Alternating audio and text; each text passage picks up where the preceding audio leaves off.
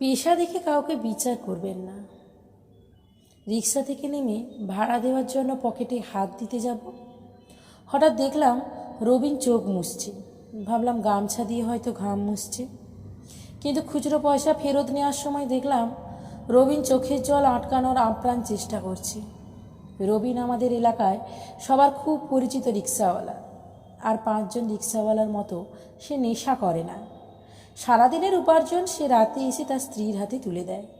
গৃহিণীর সুনিপুণ পরিচালনায় তার সংসার দিব্যি চলে যায়। তাদের যাবতীয় স্বপ্ন একমাত্র সন্তান ঋষিকে নিয়ে। পড়াশোনায় দক্ষ ঋষি স্কুলের শিক্ষকদের কাছে খুবই প্রিয়।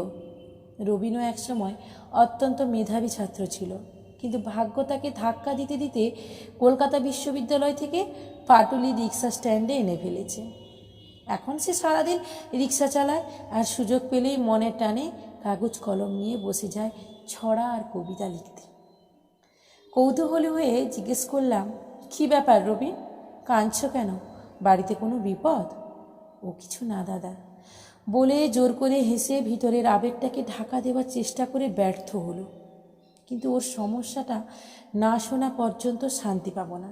তাই বললাম, চলো রবিন, বাড়ি থেকে এক গ্লাস ঠান্ডা জল খেয়ে যাবে, যা ভ্যাপসা গরম পড়েছে আর পারা যাচ্ছে না।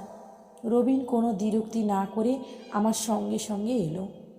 ঘরে ঢুকে গৃহিণীকে বললাম, দুজনকে ঠান্ডা জল দাও তো। কিছুক্ষণের মধ্যেই দুজনের মধ্যে লাড্ডু সহযোগে ঠান্ডা জল এলো। জল পান করতে করতে বললাম, হ্যাঁ এবার বলো তো রবিন, তোমার সমস্যাটা কি? লজ্জায় মাথা নত করেই রবিন সে একই জবাব দেয়, ও কিছু নয় গো দাদা। তার পিঠে হাত রেখে সস্নেহে বললাম, দেখো রবিন, তুমি নির্দ্বিধায় আমাকে সমস্যার কথা বলতে পারো, পারলে সুপরামর্শই দেব, কিন্তু কোনো ক্ষতি করব না। আশ্বস্ত হয়ে রবিন হঠাৎ পকেট থেকে একটা কাগজ বের করে বলে, দেখো তো দাদা, এই লেখাটা কেমন? সাগ্রহী তৎক্ষণাৎ পড়ে বললাম, বাহ, খুব ভালো তো কবিতাটা। এই কবিতাটা আবৃত্তি করে আমাদের ঋষি যাদবপুরে জোনে প্রথম হয়েছে। তাই? কার লেখা কবিতাটা? আগে তো কোনো দিন দেখিনি বা শুনিনি। প্রশ্নটা এড়িয়ে রবিন কাঁদো কাঁদো কণ্ঠে বলল, কিন্তু ঋষিদের স্কুল থেকে বলে দিয়েছে সাব ডিভিশনে কবিতা আর চলবে না, আরও ভালো কোনো কবিতা তৈরি করতে হবে। সে তো বুঝলাম, কিন্তু এই কবিতাটা চলবে না কেন? বিরক্ত হয়ে জিজ্ঞাসা করতে আমতা আমতা করে রবিন বলে, আর্যদা, ওটা আমি লিখেছি তো, তাই। ওদের স্কুলে স্যার বলেছেন কোনো বিখ্যাত কবির কবিতা মুখস্থ করতে, তা না হলে প্রতিযোগিতায় দাঁড়াতে পারবে না। রবিনের এই টুকটাক সাহিত্য চর্চার খবর আমরা শুনেছিলাম, কিন্তু কোনোদিন পরখ করিনি। অবাক বিস্ময়ে ওর মুখের দিকে তাকিয়ে তাকিয়ে ভাবতে লাগলাম, যে ছেলেটা সারাদিন রিক্সা চালায়, তার কলম থেকে এমন কবিতা কি করে বের হয়? নয় নয় করে আমার বয়স তো কম হলো না, গল্প উপন্যাস কবিতা কম তো পড়িনি, তাই তার গুণগান সম্বন্ধে একটু আধটু ধারণা তো হয়েছে। রবিনের এই কবিতা যে কোনো কাম করা কবিতা অপেক্ষা কম নয়, কিন্তু শুধু রিক্সাওয়ালা লেখা বলে তাকে স্বীকৃতি দিতে এত দ্বিধা।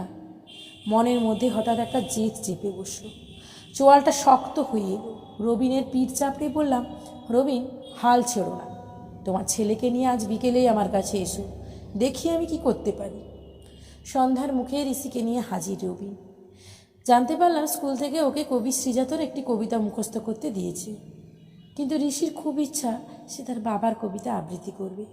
তার বিশ্বাস যে কবিতা তাকে যাদবপুর জন্য প্রথম পুরস্কার এনে দিয়েছে, সেই কবিতাই তাকে সাব ডিভিশনেও পুরস্কার এনে দেবে।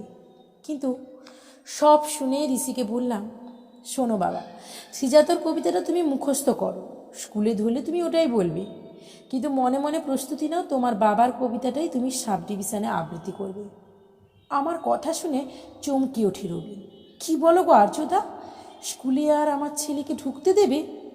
চিন্তা করো না রবি, এ যুগে পুরস্কারটাই সব, কিভাবে এলো সেটা বড় কথা নয়।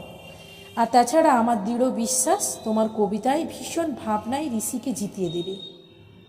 আর ও যদি সাব ডিভিশনে প্রথম হতে পারে, তাহলে স্যাররা এসব ভুলে যাবেন।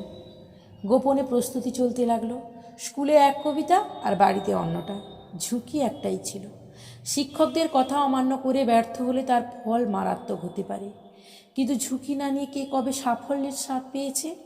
আর তাছাড়া ঋষির মধ্যে চ্যালেঞ্জ নেওয়ার মানসিক দৃঢ়তার অভাব ছিল না। বিজয়গড়ের নিরঞ্জন সদন কানায় কানায় পূর্ণ। প্রতিযোগী ছাত্রছাত্রী, শিক্ষক শিক্ষিকা, অভিভাবকরা অধীর আগ্রহে অপেক্ষা করছে তাদের প্রিয় ছাত্রছাত্রী ছেলে মেয়েদের পারফরমেন্স দেখার জন্য। একে একে সবাই মঞ্চে উঠছে, সাধ্যমতো সৃজনশীলতা তুলে ধরছে।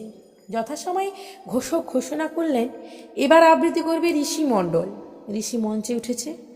আমি আর রবিন শক্ত হয়ে চেয়ারে চেপে বসলাম। কয়েক মুহূর্তের জন্য আমাদের যেন শ্বাসরোধ হয়ে আসছে। মঞ্চে উঠেই স্বভাবসিদ্ধ ভঙ্গিতে ঋষি আবৃত্তি শুরু করলো। বিচারকরা পরস্পরের মুখের দিকে তাকাচ্ছেন। ছেলেটি যে কবির নাম না বলে আবৃত্তি শুরু করেছে, এমনটা তো তারা কখনোই শোনেননি। ঋষি স্কুলের শিক্ষকরা লজ্জায় মাথা নিচু করে নিলেন। 15 দিন ধরে ছেলেটাকে তারা কি শিখিয়েছেন, আর আজ ভুল করে কি আবৃত্তি করছে? তারা কি করে জানবেন যে ভুল করে নয়, ঋষি ইচ্ছে করেই পরিকল্পনা মাফিক তার বাবার লেখা কবিতা আবৃত্তি করছে। ঋষির আবৃত্তি শেষ, হাততালিতে ফেটে পড়ল সমগ্র প্রেক্ষাগৃহ। বিচারকরাও মুগ্ধ দৃষ্টিতে ছেলেটির দিকে তাকিয়ে করতালি দিতে থাকলেন, কিন্তু সে যে কবির নাম বলেনি। হাততালি কমতেই মাইক্রোফোনটা আরও কাছে টেনে নিয়ে ঋষি বলল, এতক্ষণ যে কবিতাটি আমি আবৃত্তি করলাম সেটি লিখেছেন রবীন মণ্ডল, আমার বাবা, পেশায় রিক্সা চালক। প্রথমে কবির নাম বলিনি, কারণ তাহলে অনেকেই শোনার আগ্রহ হারিয়ে ফেলতেন। আমি গর্বিত এমন বাবার ছেলে হতে পেরে। বিচারকরা সবাই দাঁড়িয়ে উঠে করতালি দিচ্ছেন, চোখে মুখে অপার মুগ্ধতা। সম্পূর্ণ নিরঞ্জন সদন দাঁড়িয়ে উঠে আবারও করতালি দিয়ে অভিবাদন জানাচ্ছে কবিতা ও তার কবিকে। ঋষি দুচোখ ভরে তার বাবার কবিতার স্বীকৃতি দেখছে। আনন্দে কখন যে আমার চোখের জল গণ্ডদেশ পেরিয়েছে খেয়াল করিনি। সম্মিত ফিরতেই দেখলাম রবিনের দুচোখ ঘন শ্রাবণ ধারা। এই ধারার মূল্য যে মণিমুক্তর থেকেও বেশি।